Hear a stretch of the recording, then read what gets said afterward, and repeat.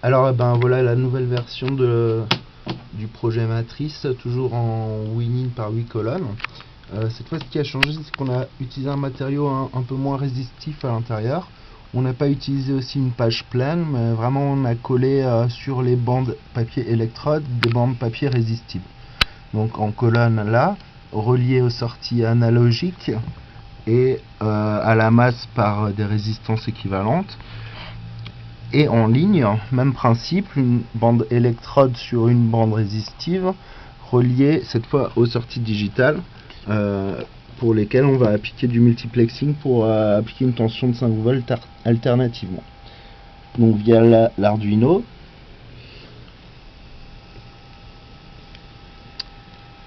Et au final, le fait qu'on a enlevé la feuille au milieu fait qu'il y a beaucoup moins de bruit qu'il y en avait avant.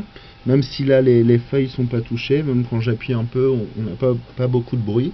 Donc j'appuie un peu sur l'interface et il n'y a toujours pas de bruit. Par contre, si j'appuie localement sur les touches, on a un signal. J'appuie plus ou moins fort pour voir que c'est sensible à la pression. Ça a un temps de réponse assez rapide. Voilà. Si j'appuie sur deux colonnes, bah, on a une répartition de pression.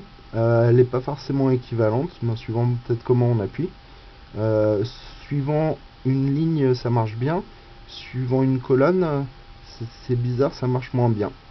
Une plus faible répartition. Donc pareil pour les cases adjacentes, pour du multiplexing, ça marche bien en ligne. En colonne, ça marche moins bien. Voilà. Mais du coup, on peut quand même avoir des réponses de signaux multiples.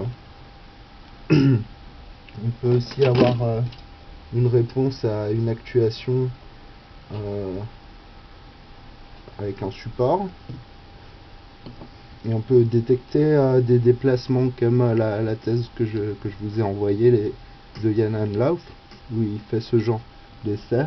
Il va marcher sur le support et essayer de détecter la direction du déplacement. Là, vous voyez, on pourra le faire, quoi.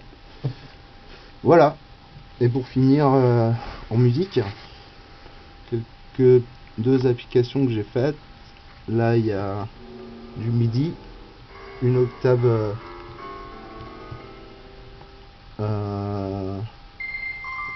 on passe d'une octave à une autre verticalement, et horizontalement c'est une gamme de Do majeur chromatique. Voilà, donc on peut s'amuser.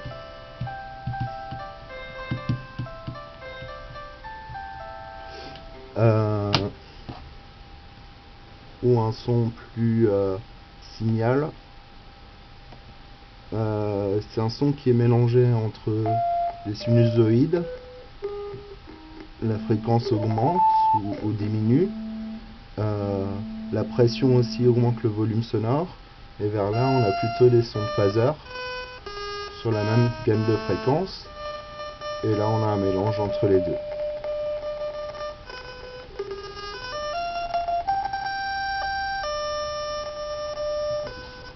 Mais c'est pas multitouch là. Donc voilà, mes chers frères Guflet, merci pour votre aide, pour m'avoir permis d'avoir une interface active et qui répond rapidement. Et là j'ai trouvé, je pense, une bonne solution sur le plan mécanique. Et on va pouvoir avancer, et puis vous êtes les bienvenus pour tester ça quand vous voulez. Merci.